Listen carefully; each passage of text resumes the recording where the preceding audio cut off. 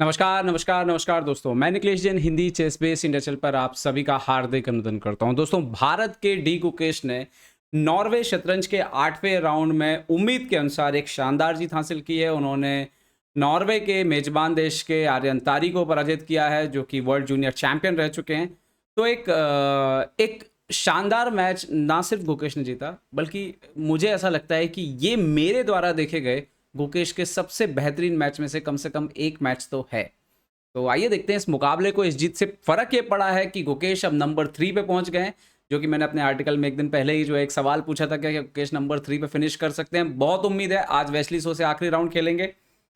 Rating भी बहुत जम मार रही है। वर्ल्ड नंबर जो है मेरे ख्याल से 13वें नंबर पर जो है गुकेश पहुंच गए हैं।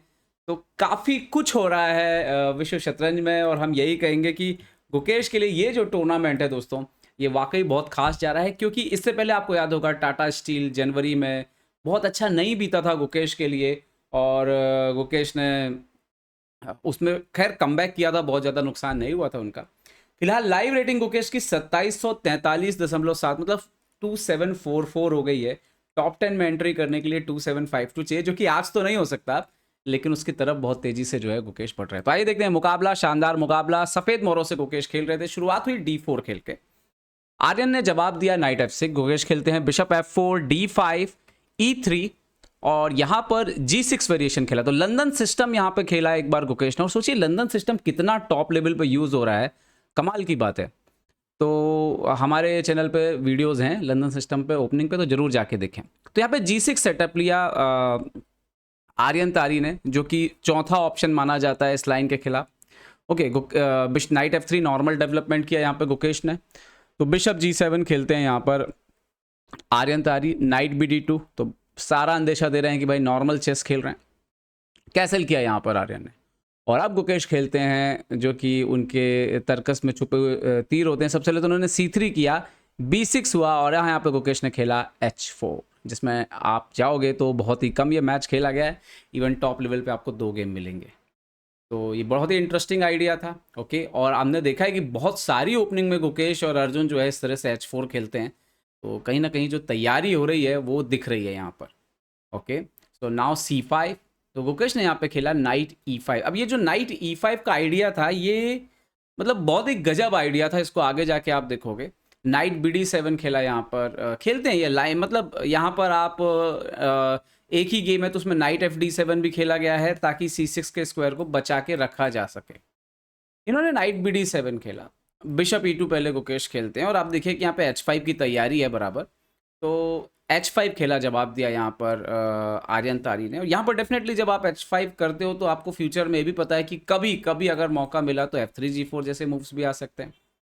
खैर, यहाँ पर गुकेश खेलते हैं नाइट C6। ये बहुत ही इंटरेस्टिंग था, ये नॉवेल्टी है, इससे पहले नहीं खेला गया है। और क्वीन E8 गए, और यहाँ पर गुकेश खेलते हैं B4। ये ना, यहाँ तक तो ये आइडिया बड़ा ही नॉर्मल लग रहा था कि ठीक है, कुछ खास नहीं है यहाँ पर कि B5 आएगा, वो घोड़ा वहाँ पे क्या करेगा, वापस तो E5 पे आना पड़ेगा। बट एक्चुअली में ओवरऑल यहाँ पर जो आइडिया है गुकेश का फ्यूचर में, वो सेंटर को ब्रेक करने का था, और सेंटर से प्यादों का तूफान लाने का था, जो कि इस स्थिति में तो फिलहाल तक किसी भी देखने वालों को ऐसा साफ नजर नहीं आ रहा था। यहाँ पर गुड मूव खेला आर्यन तारी ने। उन्होंने नाइट G4 खेला, और अब उनका प्लानिंग है E5 करके पोजीशन को ओपन कर देना, क्योंकि राजा अभी भी सेंटर में है गुकेश का। यहाँ पर अगर आप देखो कि कोई F3 वगैरह करेगा तो E5 यहाँ पे भी आ जाएगा, FG4, EF4, EF4, night F6। ये ब्लैक को फेवर करेगा पोजीशन, क्योंकि किंग जो है वो एक सेंटर पर है, और ये पॉन जो है वो थोड़ा मुश्किल में हो सकते हैं। BC5 भी जो है ये मार के एक ऑप्शन हो सकता था। खैर, तो बट जो सबसे अच्छी चाल है यहाँ पे वो है नाइट G4 पे कैसल ही करना है। तो यहाँ पर कैसल कर लिया गुकेश ने, और अब E5 मिल गया। तो यहाँ पर जब E5 मिला तो ये ब्लैक को कंप्लीट इक्वलिटी मिल चुकी थी। ओके, यहाँ पर कंटिन्यू कैसे हुआ, बिशप G3 खेला गुकेश ने, तो उन्होंने खेला क्वीन E6, और अब यहाँ पर गुकेश खेलते हैं B5। लेकिन एक्चुअली में गुकेश के जो आइडियाज छुपे हुए थे, जिसको हम बोलते हैं ना क्रिएटिविटी जो होती है, वो रचनात्मकता ही प्लेयर को खास बनाती है। यही चीज़ मैग्नस कार्लसन को खास बनाती है। आने वाली जो कुछ चालें हैं वो आपको बहुत रोमांचित करने वाली हैं। बिशप B7 खेला यहाँ पर। बहुत ही नॉर्मल मूव है भाई, बिशप इंटू C6 मारने वाले हैं, आपका एक पॉइंट जाने वाला है, लेकिन सब कुछ इतना सीधा सीधा नहीं था। और यहाँ पर शुरू होता है गुकेश का असली खेल। गुकेश ने खेला C4। अब प्रॉब्लम जो है वो तरह तरह के प्रॉब्लम है। यहाँ पे मान लीजिए कि आप इसको C/D4 कुछ मारते हैं तो C/D5 आ रहा है, और अगर आप क्वीन से मारने जाएंगे तो बिशप F3 आ रहा है। तो बहुत ही ज़्यादा जो है वो प्रॉब्लम क्रिएट हो सकते थे इस पोजीशन में। तो सॉरी, फिलहाल तो अभी यहाँ क्वीन × D5 मारा ही नहीं जा सकता, नाइट E7 चेक आ रहा है, तो उनको क्वीन E8 भागना पड़ता है, और ED4 ये वाइट को फेवर कर रही है पोजीशन। यहाँ पर बिशप C6 मारा उन्होंने, तो जैसे ही बिशप C6 मारा तो इन्होंने BC6 मारा। प्रॉब्लम यह है कि अगर क्वीन C6 मारने जाते हैं तो नेक्स्ट मूव आएगा CD5, आपको क्वीन B7 पीछे हटना पड़ेगा, और शायद यही बेहतर होता उनके लिए।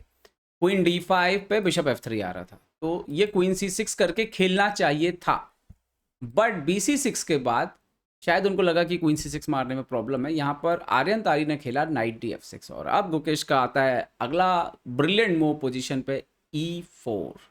ये कमाल की चाल, ये बहुत ही ज़्यादा कमाल की चाल है। अब D5 जो है वो आना ही आना है यहाँ पर, पॉन × D5। यहाँ पर मान लीजिए कि D4 मारते तो D5 आ रहा है, ओके, तो क्वीन E8 जाना पड़ता है। ये वाइट के लिए विनिंग पोजीशन है, बहुत ज़्यादा पॉन जो है वो तूफानी हो रहे हैं। नाइट इंटू E4 बोर्ड पे खेला गया, तो C/D5, queen × D5, night into E4, queen × E4, और यहाँ पर गुकेश का आता है D5। मतलब दो पास्ट पॉन तैयार हैं आगे बढ़ने के लिए।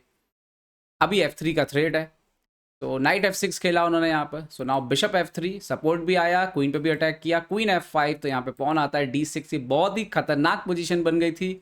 E4 किया यहाँ पर आर्यन ने, सो गुकेश ने खेला बिशप E2, नाइट D5 आए, बट यहाँ पे रुक C1 लेकर के आए। गुड मूव, यहाँ पर नाइट C3 का कोई ऑप्शन नहीं देना है उन्होंने। नाइट B4 खेला उन्होंने यहाँ पर, और जैसे नाइट B4 खेला तो यहाँ पर गुकेश खेलते हैं C7। उन्होंने खेला बिशप D4, तो गुकेश ने कोई चिंता नहीं करी F2 के स्क्वायर की, वो गए क्वीन A4, A6 खेला तो यहाँ पर आ गया D7, B5 किया, तो गुकेश तो निश्चिंत थे, उन्होंने बिशप × B5 मार दिया। AB5 पे क्वीन × A8 भी मार दिया, क्योंकि उनको तो क्वीन मिल ही रहा है। यहाँ पर क्वीन × D7 मारना पड़ा, बट क्वीन × E4 के बाद आप देख सकते हो पोजीशन पे कि ऑलरेडी जो है ना सिर्फ एक्सचेंज आप है, बट की पोजीशन भी बहुत अच्छी हो चुकी थी यहाँ पे गुकेश की, और C7 पे पॉन रखा था। नाइट A2, तो नाउ यहाँ पर इन्होंने खेला रुक E1, बिशप गया F6, तो यहाँ पर गुकेश खेलते हैं रुक D1, बिशप D4 आए। वो थोड़ी देर तक रोकने की कोशिश कर रहे थे, बट क्वीन C2 आए। अभी नाइट मर रहा है, तो नाइट को इस तरीके से सपोर्ट लगाया इन्होंने। सो नाउ रुक F1, फिर से क्वीन पर attack, queen C4, pawn × C4, यहाँ पर बिशप D6 खेला, रुक C8 गया, सो बिशप × C5 कहते हैं, यहाँ पे रिजाइन करना पड़ गया, तो क्योंकि वो पॉन भी मर गया, और बिशप अगर यहाँ पे हटेगा, अगर आप बिशप C5 मारते हैं तो नेक्स्ट मूव है यहाँ पर रुक D।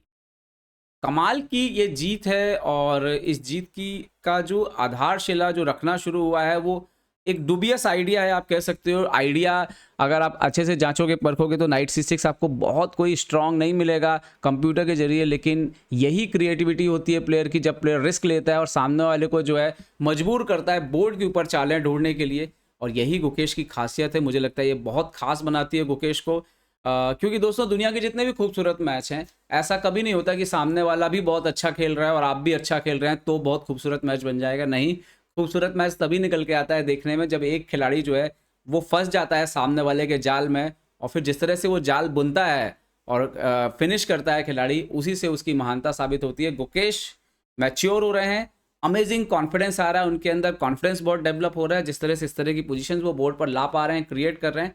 और दोस्तों मुझे लगता है, तो मुझे तो ये गेम बहुत पसंद आया। आपको कैसा लगा नीचे कमेंट सेक्शन में कमेंट करके जरूर बताएं। अपना ध्यान रखिए, सुरक्षित रहिए। जय हिंद दोस्तों।